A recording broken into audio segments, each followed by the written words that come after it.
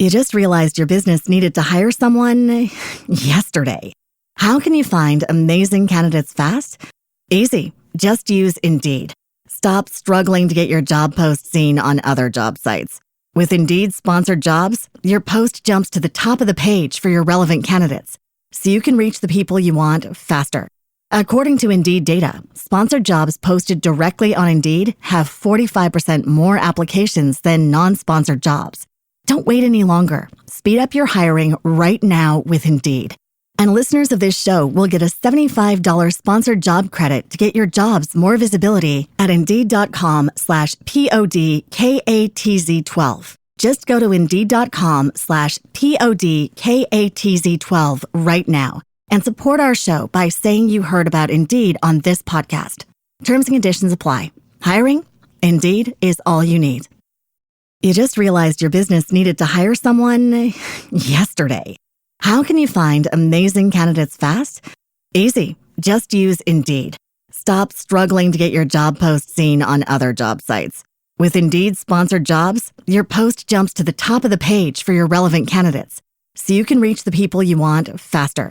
According to Indeed data, sponsored jobs posted directly on Indeed have 45% more applications than non-sponsored jobs. Don't wait any longer. Speed up your hiring right now with Indeed. And listeners of this show will get a $75 sponsored job credit to get your jobs more visibility at Indeed.com/PODKATZ13. Just go to Indeed.com/PODKATZ13 right now and support our show by saying you heard about Indeed on this podcast. Terms and conditions apply. Hiring? Indeed is all you need. Everybody's making the call to be an entrepreneur. Like everybody, everything you see on social media is start your own business, start your own business. Yeah. This is how you set up your LLC. This is how you do it, which is great. But what is difficult is if you've got that great idea and you set up the foundation of the business, but you don't know how to run the business. Yes. All of the keys, in my opinion, are not being talked about. Listen, y'all, I'm so very excited for this episode. You really want to make sure you hear these nuggets here for two major reasons. So reason number one is because our guest today, she is a part of an organization that they are partnered with different companies that are looking for diversity, looking to hire people that have certain skills. So she's going to break that down so that way many of you will have a major opportunity to be able to look into the organization she's a part of and be able to get some amazing jobs in the tech industry. That's reason number one that you need to stick around to the end. Reason number two is because we talk a lot about six-figure careers in tech, making this huge bag, all that good stuff, but she also is going to be able to break down some careers that we've never talked about that are go unspoken that you need to check out, as well as how to actually get seven figures in this space and potentially even more. So please make sure y'all have y'all notepads out. Make sure you are ready for this conversation because this is going to impact so many of you. As always, make sure y'all leave a like, comment, subscribe, all that good stuff. So that way you're able to rewatch this later. The algorithm will remind you of it if you don't get to finish it. Other than that, let's go ahead and get into this interview for y'all. So Otissa, I'm so excited for you to be on Tech is the New Black. Thanks for having me, Cyrus. So we met at InvestFest recently. Mm-hmm. And I met a lot of people there. There's a lot of people for us to meet and talk to. And I can say hands down, you're the person I was most excited to meet. I had told you recently that I was trying to remember, I could not think of your name. Yes. And then you messaged me on LinkedIn as we were actually starting to finalize our guest list for the recording. And literally, as soon as I saw, I got so excited. I was like, yo. I was literally going through my text messages like, yo, what is her name? Like, because I knew I had texted you. So I'm very excited, y'all. This is going to be a huge blessing for y'all. Y'all can already see how eager and excited I am to interview her. So again, thank you so much for being here. Thank you for having me. So let's get into it. Yes. All right. So you shared with me before a statistic about small businesses from the Inc. 1000 list, a statistic that actually was incredibly startling to me. Yeah. So can you explain to people what that statistic was and break down for everyone like what that means? Yeah. So basically, and I'm going to paraphrase the article, but it was about how there's this list of all these wonderful small businesses. They're out the gates with a bang, but how they don't survive. So some of the things that you see with the larger organizations, they have a lot of support, et cetera, et cetera. A lot of small businesses, these are people with fantastic ideas. They may have some knowledge of their expertise, so whatever that niche is for their business, but they don't know how to run a business. And so they suffer, right? At a certain point, you can be making, money, your company is doing really well, and then you hit a wall. And I think every entrepreneur of a small business hits that wall. It's overwhelming. You're wearing all of the hats, and then you have to all of a sudden kind of start to delegate, and it's hard, as well as your business can suffer. Because you're trying to do all the things. So if you are the talent for the business, you don't want to have to be, the cook, the order taker, the supplier, the person who does the customer service. Like, it gets to be quite overwhelming. And a lot of entrepreneurs either burn out, or the business actually just suffers and kind of, dies. That's a really serious thing that I think most people don't think about. Like, most people, what I've noticed is that they'll say, well, I have this amazing idea. I'm going to do it. I'm going to grow it. I'll figure out how to do all that other stuff. But like you mentioned, when you're the talent, or you're the idealist, or you're the visionary, or you're the CEO, it's almost impossible to do all of those other pieces. And one of the things, even with Tech is the New Black, there's been plenty of times, Rhea, who's, y'all know Rhea's a part of the team. She's behind the scenes right now. Rhea has communicated to me like, yo, Cyrus, you need to give me some of these tasks of things that you're doing. And so that delegation piece, most people don't realize actually how hard that is, and kind of navigating all of those components. And unfortunately, since most of us are not owners of these big companies, these corporations that have all of these systems in place, it makes sense. I know the statistic, because I looked it up after you had told me about it. It was saying 65% of our businesses do not survive. Like after the first year, the second year, and that's a higher percentage than the businesses for many of our counterparts when it comes to the failure rate. Well, and that's the thing. I think that people of color, ours are probably suffering even more, which is why it lit a fire for me. Everybody's making the call to be an entrepreneur. Like, everybody, everything you see on social media is start your own business. This is how you set up your LLC. This is how you do it, which is great. I have nothing against that. But what is difficult is if you've got that great idea and you set up the foundation of the business properly, but you don't know how to run the business. It's like, so all of the keys, in my opinion, are not being talked about. I hear messages targeted toward the CEO, like just the CEO, but it's like, okay, but the CEO works with a team of people. You know what I mean? And it's like, and some of the CEOs, first time in that role, right? They've never had all of these responsibilities, being in charge of the hiring and the firing and making the decisions for the next stage of the business, as well as the day-to-day operations. And so I believe, when a business is making some money, I'm not going to say you can do this starting out the gate, but I do believe if your business is making $50,000 to $100,000 a year, your business, right? You should now start to incorporate some systems and processes and people that can help you scale, if that is your intention, to the next level.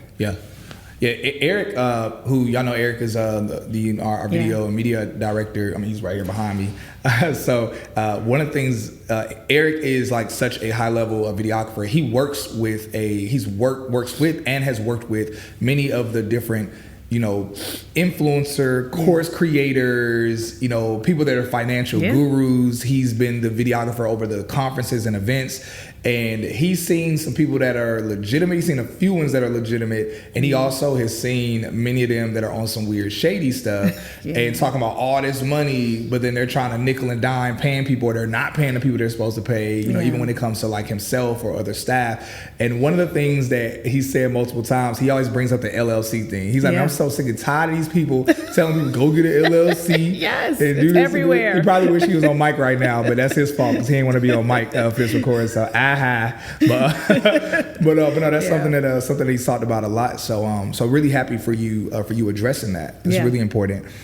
So Man, there's so much. I'm really excited about this conversation, especially this next point. So let us know in the comments if y'all are aware, if y'all know who Keith Lee is. Of course, he's a food critic, you know, on paper, but honestly, I think he's much more than a food critic. I mean, he's a huge powerhouse right now. Yeah. It's so interesting the era that we're in, where you can have a phone and a tripod, or maybe not even a tripod, and you could basically be a media company or be. It's just really interesting times. But let us know in the comments if y'all are familiar with what happened when he was either in Atlanta or in New York, where, of course, he goes to different cities, takes out popular food spots, gives his feedback. I'm not as familiar with him as most people are, but from my vantage point, I'm like, I don't feel like he's as much of a food critic as much as he might be more of a business critic, you know. And again, he seems like a really like sweetheart of a dude. He seems really nice, really genuine. I don't have anything negative to say, but so when I say critic, I know that can almost sound like a derogatory term, but really, usually he's boosting up businesses and generating them a lot of business. But within his honesty, he gracefully addresses some of the flaws and mistakes within those businesses. And so Atlanta got their butt kicks when he came here. And I heard recently New York did too when he was up in New York. And so we talked about this offline about how that is a bit of a reflection of some of the pieces, some of the components that you have expertise in. So can you share with everyone some of the things that you were talking about where you believe a lot of these small Black businesses, restaurants, what they're lacking that causes some of those mistakes that he was calling out? Yeah, it's like I said in the beginning, they are, and this is, I think, the beautiful thing about small businesses and the existence of them, people have been able to raise their families, create generational wealth, the ones that have been able to scale and to sustain, you know, even if they don't want multiple restaurants, you know, maybe not everybody wants that. They just want that one, and they want that one to be consistent enough to take care of their families. We've seen that. We've patronized, you know, all those kinds of establishments. I think one of the interesting things about what Keith Lee experienced, even in the backlash of it, was when I heard his comments, it was really more around, well, you were supposed to be open at blah, blah, blah time, but you were not. And so as a person who is like on Yelp or, you know, just thinking that I can come to your business during normal business hours and it's not open and operational, that would be concerning. Or you run out of items. And this is not I'm in the service business, so it's not a thing on the example is restaurants, but it's not a dig at restaurants. It's the example that we're using to bring home the point of the operational piece. Typically, people that are running those establishments are doing or making the decisions on everything. It's a lot, you know, and I think that quite often we may not spend enough with a business consultant, with someone, you know, who can coach us and help us to be able to delegate some of those operational tasks so that someone else's job is to make sure the door is open at 9 a.m., you know, to accept customers. Someone else's job is, you know, to do the payroll. Someone else's job is, you know, to do the ordering of the supplies, et cetera, et cetera. So sometimes it's not necessarily outside of the business. It may be delegating additional responsibilities and, you know, paying a person who's already invested in your business to take on some new responsibilities so that you don't have to, and then holding them accountable, you know, to be able to do those things. But it could be something like that, just as an example. Yeah, that's so important. I mean, let us know in the comments if y'all have ever experienced some businesses where you can tell that their problem wasn't the food, if it was a restaurant, or their problem wasn't their merch, if it was some type of like clothing brand company, but that their problem was their systems or maybe their customer service or something else that you noticed. You know, because we've all been seeing this, and I mean, we're incredibly talented. Like, we're incredibly gifted when it comes to all of those things. Whenever we touch something, even if it's tech, even if it's starting coming up with an amazing technology or AI idea, we're incredible when it comes to that. But those other pieces, those pieces that you're skilled in, and we're going to talk about it a little bit more in a moment. But those pieces you're skilled in seem to be the components that we're truly lacking. So now we talk about tech careers, and Tech is the New Black. Y'all know we're always talking about these high-paying careers in technology. But when I was at InvestFest and when we connected and we're talking, you were like, "Yo, Cyrus, look, I see some of the stuff you're doing. Yeah. It's cool, but you're not talking about these other careers, these other jobs where people could make this other kind of money. Yep. And I'm like, yo, tell me, like, put me on. So look, can you please, like, put me on? Yes. Put the people on. Tell us, so that way we know about other opportunities that are in this space. Absolutely. So one of the things, and I love this about your show, I mean, because what you're doing is you're showing at an entry level, hey, you want an entry in 6, 12 months, you can do it. Like if this is, where you want to leap, you have some experience working, you can actually do these boot camps and actually get several feet ahead. And I think that's a beautiful thing. One of the things that when we met, I was like, oh my goodness, I was like, you don't talk about my kind of role. And so I've been in tech for 25-ish years. I'm dating myself a little bit, but that's okay. It's to drive home the point that I have seen the roles. I have friends who are in the roles. So yes, there are the business development representatives. That's a great entry point. So the business development representative is going to come in and they're going to, message the business to, would-be customers. So they may use lists like everybody else uses, that are basically companies that would be in your space and potentially a customer. So Dun & Bradstreet might be a list that they can buy. They can buy some things from LexisNexis. Now, these are big organizations, but there are smaller lists available out there that can be purchased. Business development representatives may farm that list. So they would be the ones who are cold calling them and trying to do a warm introduction. Or you were on a business's website. They know exactly that you visited their website, and then someone follows up with a phone call to you. I saw you were very interested. What questions can I answer for you? So business development representatives, I don't see that a ton. There's also, for me, I have friends who are in events, wonderful friends who do events for these large corporations. And I think that there are people out here doing events all the time, and you may not have known that organizations in tech, they do events too. They do big conferences, but so they have their annual conferences, and some companies it's global. But in addition to that, they do smaller events in cities just to try and bring like-minded individuals together that are interested in their kind of business. All the time. So those are event planners, event planners, there's event managers. If I can interject really quickly. So first off, Rhea, whenever we go on the events, I'll be telling her, I'm like, yo, Rhea, a lot of these tech companies that's here, they got events. I actually have a homegirl who she's I don't want to mistitle her role, but one of her roles with Amazon, it's either Amazon or AWS, but same thing basically. She is like essentially like their events coordinator and events manager. And like you mentioned, like they're having events, like she sends me events that Amazon is having, like cool events. Either it's an event that's just Amazon or it's events where it's like, hey, this is just for everybody who wants to get a ticket, but this is an Amazon event though. And I mean, those events are popping and she is like directly over it. And so to that point, it's like, man, that is something where I never really thought like, yo, the bag that could be got from that or just the opportunity that's in that space. I've talked to like Rhea about that a little bit, but again, not from a angle of I actually know that's a career, just more off of like all of these companies have several events throughout the year, and they're paying money. They want someone to do things right, and so I didn't realize that was actually like, and they want in-house talent, even though they might hire companies to support. So they may hire media companies and things like that, but even social media, all of these large companies that you know of have social media people.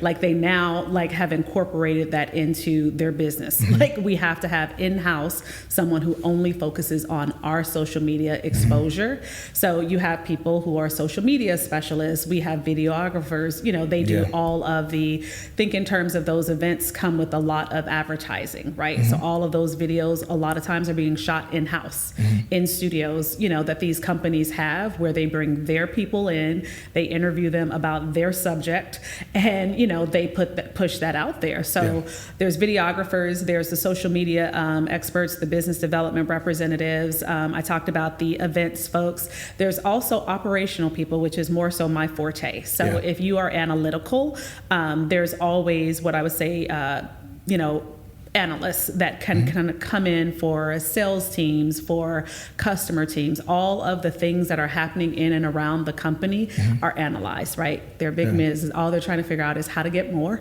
And so how do you get more? You get someone who knows how to work the numbers. So if math is your thing and you're like, you know what, I can do, analysts, those are sometimes entry level or maybe mid-level roles to be able to be an analyst we have them for sales teams. We have them for accounting and finance. We have all kind of operational support throughout the business. So every single department has an operational support person that is helping to work. Those are mid-level, sometimes entry-level. It depends on what your background is that people can get into. So I often think my role is more hybrid. So I think I shared with you, I'm usually kind of behind the camera doing some of the production for a particular team within our organization. So I work with the leader of that team. I keep my ear to the ground on what's hot within our company and what we should be discussing for that particular audience. And then I go and do all the work. And I just present, to him, hey, here's what we should do. You like it, you don't like it, what do you want more of? And we work that out. And then we, once a month, we bring together a very large global organization to view that content. So, I'm not gonna lie. I mean, let me know if y'all agree or if you think I'm tripping in the comments. If I had have known about this stuff, like I love what I've done in tech. I thank God for it. But I'm like, if I had have known about some of these things, I probably would have looked into some of the stuff that you're talking about right now. Because these are some pretty cool things. Well, and what's interesting is I kind of stumbled into tech. Like it was not. I was not looking for it because typically what I was thinking was engineering, developers. Those are the people that do that. I didn't think there's a whole company. And so for a whole company, you need those roles as well. And you need more of them in a tech company than any other company. But there's all these other roles that have to support the business. And so it's like, if we think about it like that, like you will see that there are more opportunities than you ever could have imagined, that are available and looking for diverse talent, because that's the other piece. I think we all know after George Floyd, all kinds of initiatives went out throughout, global companies to try and beef up their diversity. Right? Take advantage of it. Go and start to put your hat in the while ring. It's here, please take advantage of it. There are these opportunities. They are looking, to fill them. I mean, I'm not going to say you can't be qualified. You got to have something you bring into the table. But if you're interested in breaking into a 6-figure career in tech or scaling to over $500,000 in tech, then this video is for you. If not, then just swipe away. But I was able to break into the tech industry October 2021. And in my first year, I scaled to over $500,000 in tech. My second year, I was able to gross over $1 million. More importantly, I was able to freely help over 600 people break into 6-figure tech careers as well and scale further in the industry. Now, the number one question I've been getting from people is, how was I able to do this? How was I able to make so much money? How was I able to also help as many people as I've been able to help? Well, aside from doing coaching calls and trying to spend a whole bunch of time helping people individually, I've decided to create the Tech Rich program, where I literally break every single thing down that I've done and what I've been doing to show others how they can break into tech faster or scale to over $500,000 plus within their first few years in the tech industry as well. All you got to do, click the link in my bio. All the information's there. Check out the description. Message me if you have any other questions, and I'll see you on your journey scaling in tech.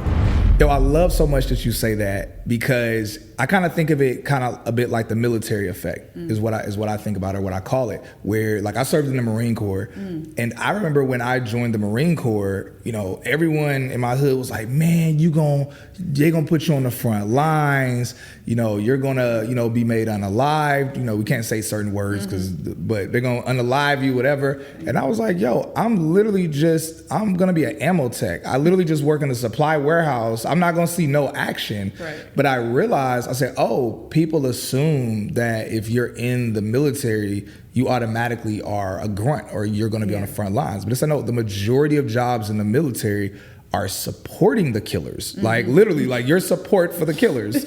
And you have to have cooks that are military. You have to have admin. You have to have all of these variety of roles. You have to have the drivers that bring the stuff and drop it off.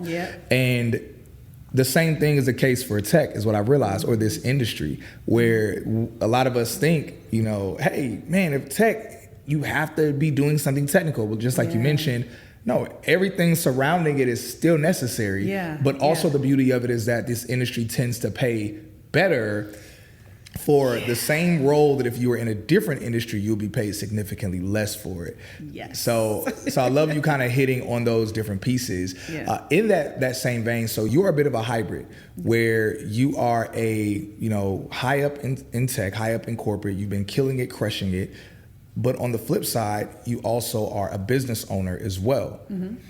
And one of the most interesting things that I've noticed in the past few years is that, the buzzword is entrepreneurship. Everyone's like, entrepreneurship, be an entrepreneur. Yeah. But you mentioned something to me when we had talked before, which is intrapreneurship, something that people don't talk about. Yes. Like, when you said it, I was like, oh yeah, I've heard of that at one point, but no one talks about that. Yeah. Can you explain to people what intrapreneurship is and how it can actually benefit them in a major way when it comes to their business? Yep. So I think and I did a presentation at a university in California about this and to some would-be college students, because I think that quite often everybody doesn't want to be an entrepreneur, right? Mm-hmm.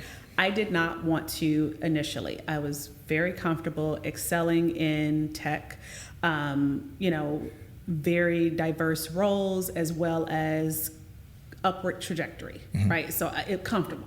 Yeah. You know what I mean? It's like I wasn't like, oh, you know what? I'm stagnant. I was not stagnant. And so I think what it took me a long time to understand is how I approach work is really similar to an entrepreneur. So no matter what my patch ends up being, with my role, I see it as my thing.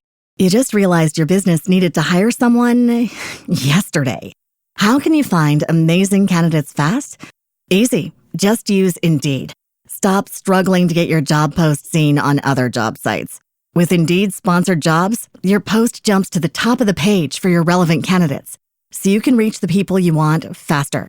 According to Indeed data, sponsored jobs posted directly on Indeed have 45% more applications than non-sponsored jobs. Don't wait any longer. Speed up your hiring right now with Indeed. And listeners of this show will get a $75 sponsored job credit to get your jobs more visibility at Indeed.com/PODKATZ12. Just go to Indeed.com/PODKATZ12 right now and support our show by saying you heard about Indeed on this podcast. Terms and conditions apply. Hiring? Indeed is all you need. You just realized your business needed to hire someone yesterday. How can you find amazing candidates fast? Easy. Just use Indeed. Stop struggling to get your job post seen on other job sites. With Indeed sponsored jobs, your post jumps to the top of the page for your relevant candidates, so you can reach the people you want faster. According to Indeed data, sponsored jobs posted directly on Indeed have 45% more applications than non-sponsored jobs. Don't wait any longer. Speed up your hiring right now with Indeed. And listeners of this show will get a $75 sponsored job credit to get your jobs more visibility at Indeed.com/PODKATZ13. Just go to Indeed.com/PODKATZ13 right now and support our show by saying you heard about Indeed on this podcast. Terms and conditions apply. Hiring? Indeed is all you need. All of the pieces, how I communicate with people, how I do the actual work, the efficiencies that I try, to instill in the rigor of the work, all of that is that entrepreneur thing. So I'm working for this corporation. I have this thing in me that is in the vein of entrepreneurship, right? But I am not ready to have all of the guardrails removed from around me. So it's a safe space in a corporation, in a tech corporation, because for me in a tech corporation, I was always able to wear many hats. So the exposure to lots of different types of things was available to me. And I always took those opportunities on with like, oh, this is my thing. And how am I going to work my thing? And so that's that entrepreneur piece. It's you have this insight and responsibility of ownership of what you do in a corporation, right? It's your thing. You're very passionate about it. You want to do a great job. You bring results to your organization. Those are some of the same characteristics that entrepreneurs need. Yeah. Maybe not all, but they are some of the same. That ownership piece, that innovative piece to take whatever your thing is and make it grow and make it, bring results, right? I'm bringing the results for the organization, and an entrepreneur, you bring the results for yourself. Yeah. Right? I have the corporate package. In the entrepreneur world, you've got to formulate a corporate, your package. Yeah, exactly. It's on you for how that package is formulated. So that's the most simplistic way of thinking in terms of an intrapreneur versus an entrepreneur. Okay, so you've helped several companies when it comes to their systems and processes and kind of organizing and tightening things up.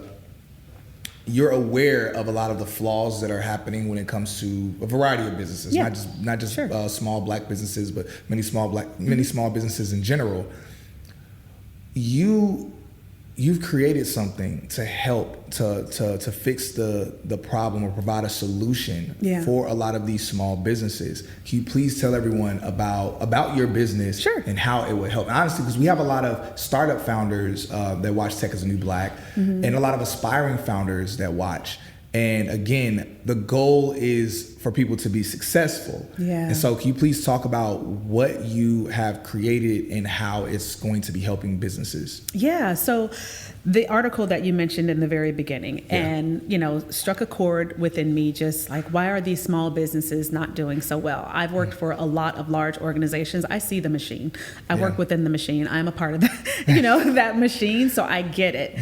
And I have a lot of friends that are in the same boat as I am.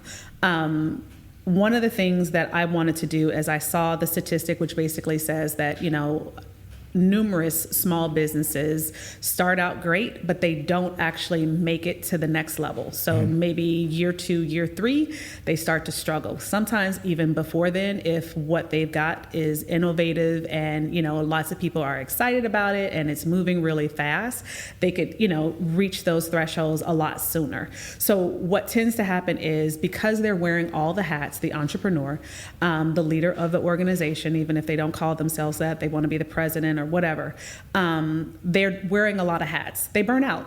They burn out. It's overwhelming. It's definitely not something that can be sustained over a long period of time. So what I wanted to do is let me come in, let's assess where you are. Have you ever had someone come in and assess where you are? Look at all of the different things, do an assessment, have you answer a questionnaire, talk about what your goals are, what you're trying to get to, and where you think the thing is, and then have an outside person come in and actually assess where you actually are.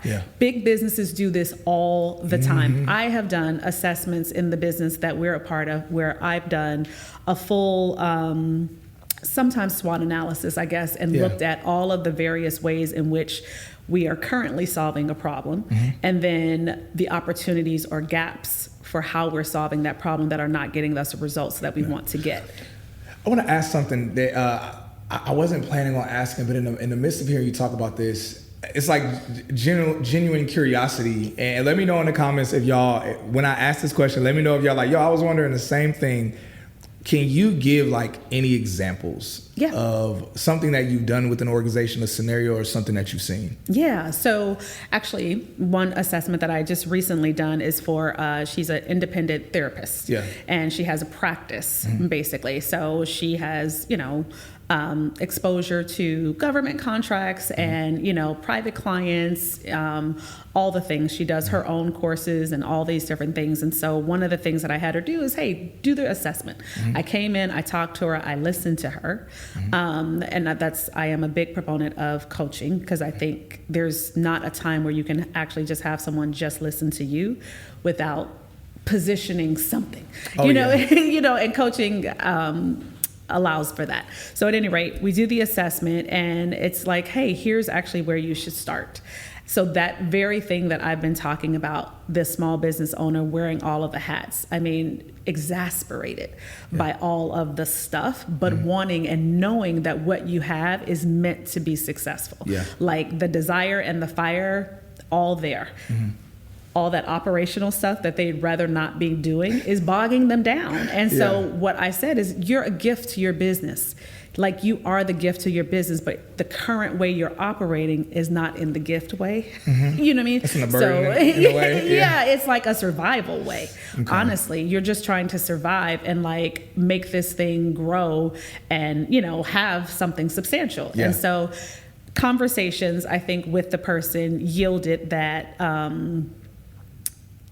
I was right. You know, you're like, how do I put it? How do I say it? Like, I was right. No, but not to boast about it, but just the assessment. It's like someone outside looking in. You're like entrenched in it. Yeah. It is, you're living, you're breathing it. I am someone who's from the outside who can come in, and what the business that we were talking about, Bravara, does is comes in and starts with that assessment and then breaks down with the services that we offer, which are project management, instructional design, administrative support, operational support, breaks down our area of expertise where we see that you can benefit. Yeah. Right. And then gives you a scope of work that matches to what we believe you should start at. Okay. You know, to have the maximum value, because no one is wanting to, like, you know, it's hard, right? So you want to be like, what is going to get me bang for my buck? And what, if I do this, is going to allow me to do more of the thing that brings in more revenue? Yeah. That's what big businesses are doing all the time.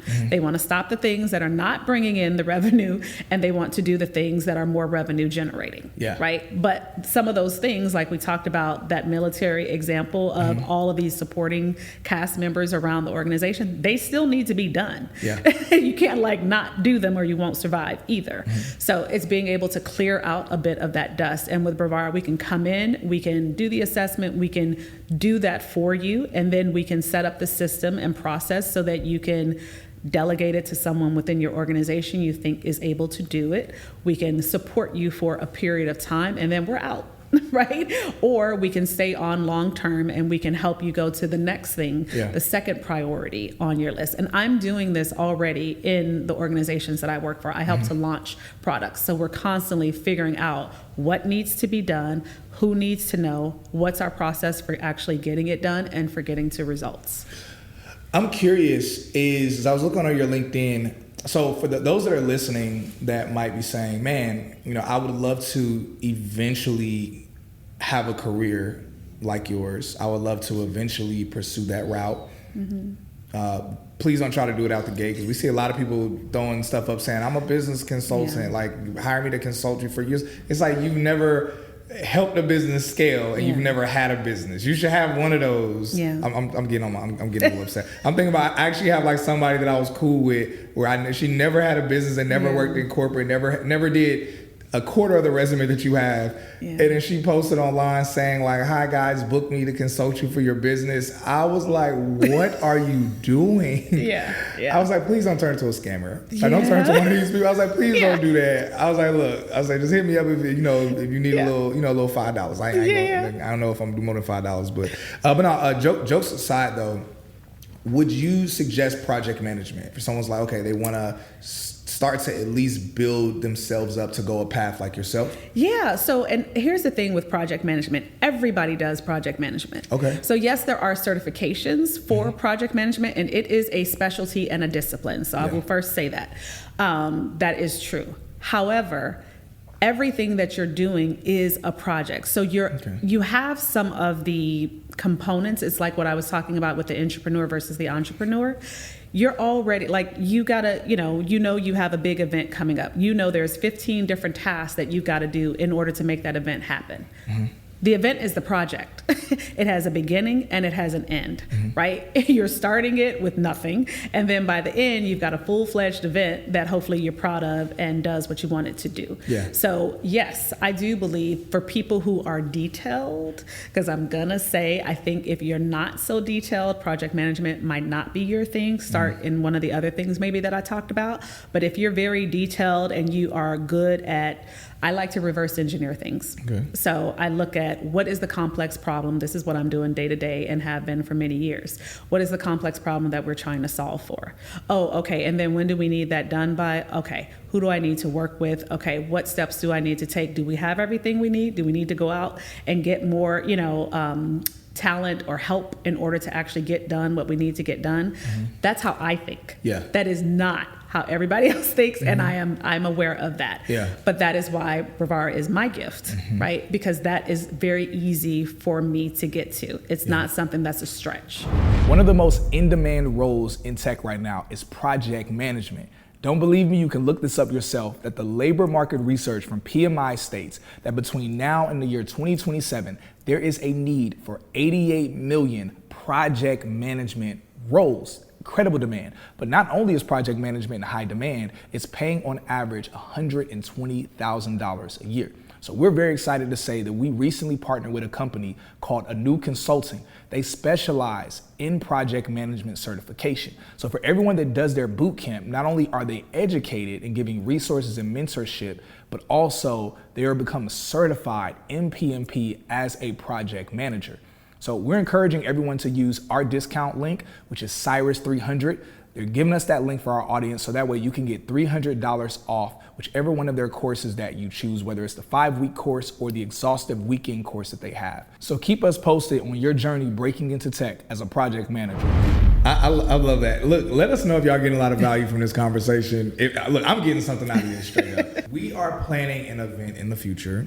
And we've been kind of wrestling with, we see a lot of different tech events, and shouts out to all the different tech events that are happening. We love them, support them. They are needed. But one of the recurring themes that I've been seeing with a lot of them is that, man, most of them are geared towards, all of the ones I've seen are geared towards, helping people get jobs in tech, which is great. But unfortunately, a tech event can't determine the market, and a tech event, furthermore, because there's always companies that are hiring, but a tech event can't determine the companies that sponsor them being also companies that are hiring. So what I'm noticing is that a lot of people go to these tech events and it'll be a plethora of tech companies there, and all of the companies will be like, oh, we're not hiring for any of the roles that the majority of us are trying to get in on. And so it just creates frustration. People are like, man, I paid $500, $800. I caught a flight, got a hotel. I just spent $1,500 of money I don't have to come to this event. And now I'm really just here just to party, and to see people that's making more money than me that's in tech. And just to be like, okay, hopefully I'll be there someday. And I've been seeing it more and more, and we as a team, we're talking collectively. We're like, okay, because we have a large audience, and our background is in doing events. Before even starting the podcast, this was actually the new thing for us. So we were like, okay, we know how to do events, we know how to market them, we can get a lot of people there. But our hesitation has been like, man, we don't want to do a big event. If it's like, what value are we going to bring people? There's a lot of people right now where they're making they're making millions of dollars from doing tech events. But it's like, what value are you truly bringing people? And that's something we were wrestling with, and we were thinking through it. And one thing I've started to notice as I've gone to more and more events, this kind of lines up with kind of just your heart, your vision, and what it is that you're doing, is that it's like, I'm meeting a lot of Black and brown tech founders that don't actually know how to build a business. Now, they have an amazing idea. They'll partner with a developer or two. They might partner with a marketing person. But when it comes to those other components, or they might not know anything about marketing, or they'll say, I have a marketing person, but really they're just posting stuff on social media. You don't have a marketing person. Like, they don't have your pixels, and they don't know how to they don't know all the components that goes into it. And so we're like, we want to do something to where it's, instead of just, we help a lot of people get in tech, but it's like, what if we could do something that can service aspiring founders and current startup founders as well. And so I know I talked to you a little bit on the back end. We'll talk some more to see if there's an opportunity, like if it makes sense for you to possibly come and speak, because the things that you're doing are incredibly valuable and necessary for startup founders, because that's the way we truly get wealth. Again, we talk about, I'm here for the 6 figures. If that's all you want, 100% totally. Look, if all you want is $50,000, praise God, God bless you. That's cool. That ain't my ministry, but that's you. Cool, run with it. But it's like, man, if we really truly want to build wealth, and this actually, I wasn't even thinking about this, but this actually leans directly into the next question. So many of us we care about the six figures, but many of our counterparts are leveraging things like equity to walk away with 7 and 8 figures. Yeah. You know, and then of course they'll take the equity, they'll partner together, say, hey, we have all the pieces we need, the money we need to now start our own business and blah, blah. That's a whole nother piece. But we pull back real quick. What is equity? How can we take advantage of it? And what's the kind of money that can be made from it? Yeah, so equity is huge. So I have been a part of the first tech company that I worked for. I think I was like employee number 50-ish. So in that first 100, and equity is really big at that point. So when you're thinking in terms of these tech startups, if someone is, let's just say they have a valid idea, investors are, because there's different kinds of businesses, right? In tech. Not everyone is trying to scale in a particular way, but for those that are, meaning they are going the venture capitalist route, where they're going to take in outside money in order to grow their business. In that outside money, basically what is happening is they're giving up a piece of equity, and they're also, so they're giving it up to the venture capitalists, is what I want to say.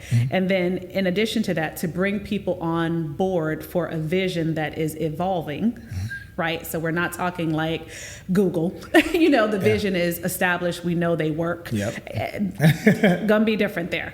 But for the next Google, you know, that isn't established, that doesn't have that notoriety, they may be like, you know what? We have people who believe in what we're doing. They believe there can be a 10x, 20x return eventually on what we're doing. Like so OpenAI, maybe, you know, where people know about them, but they're not a public company yet. Right. So. But they are doing their early stage of hiring and they're growing really fast and people are pouring money into them.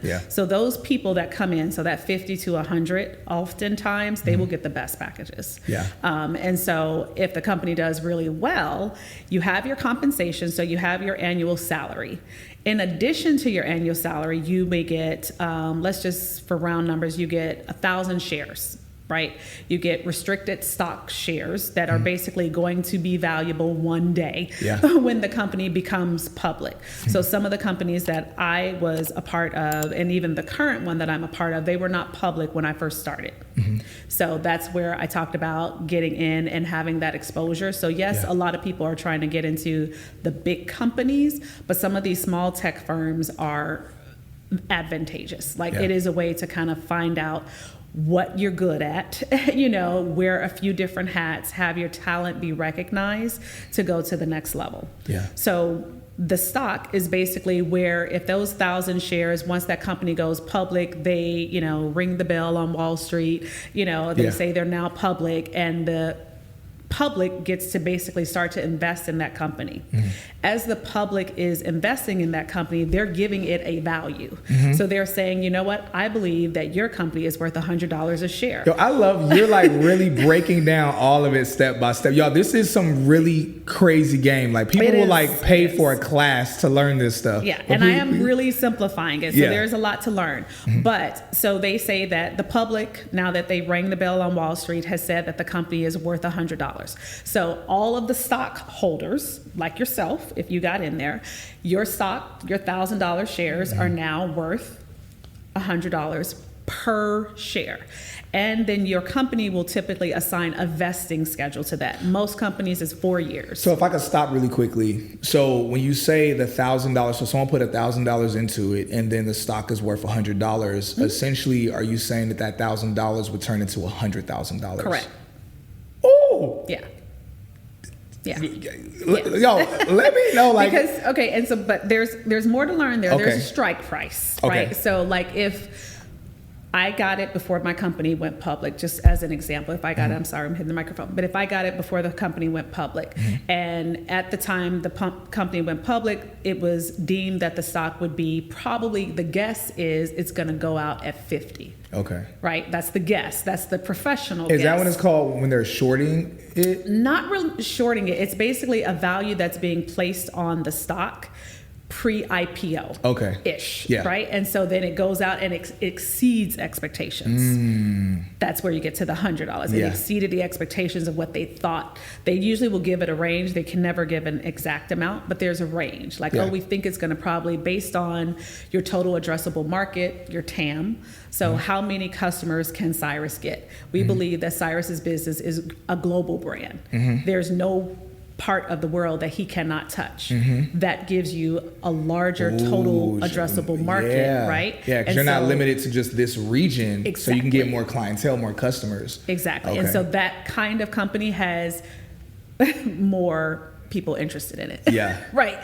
So at any rate, so you have that, you have the stock, it gains the value, you have the vesting. They're not going to give it all to you at once because they don't want you to run out of there.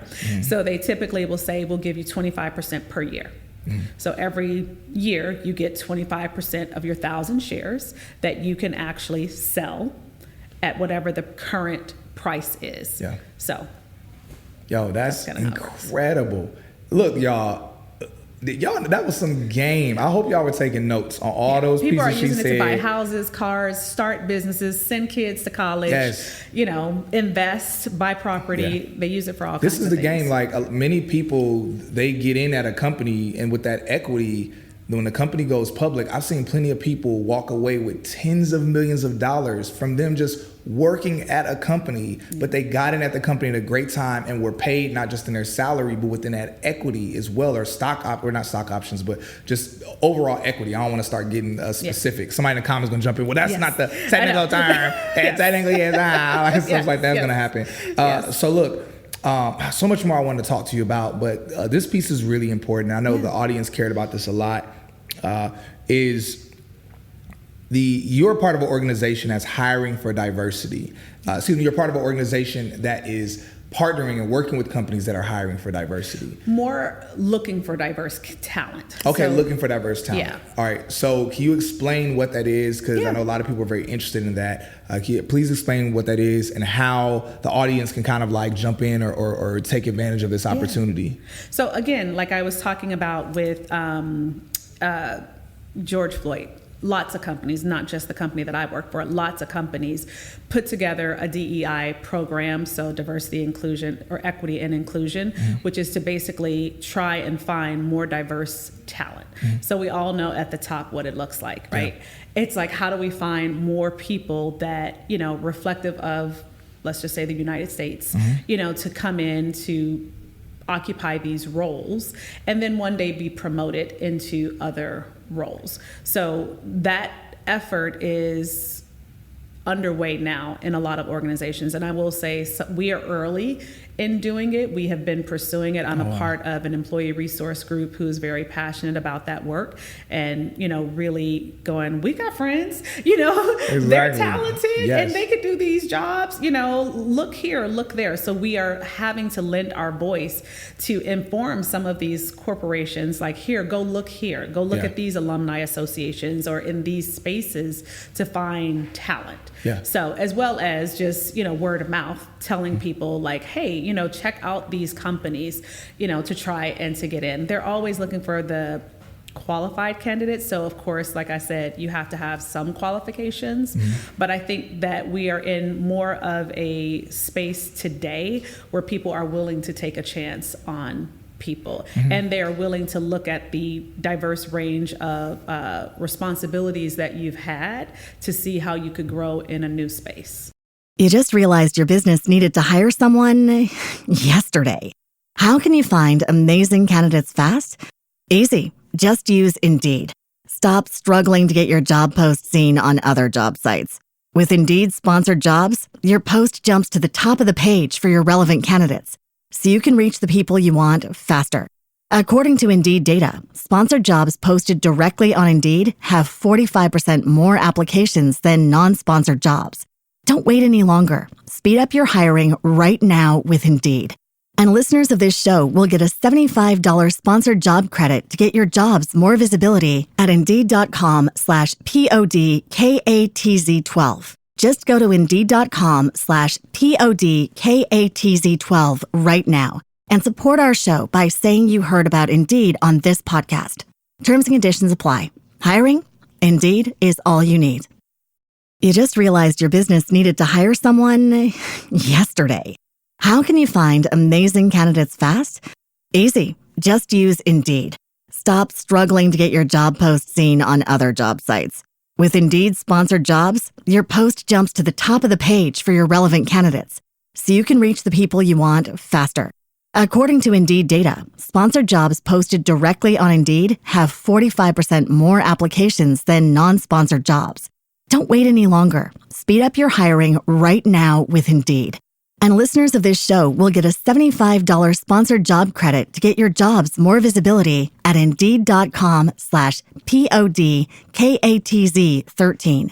Just go to Indeed.com/PODKATZ13 right now and support our show by saying you heard about Indeed on this podcast.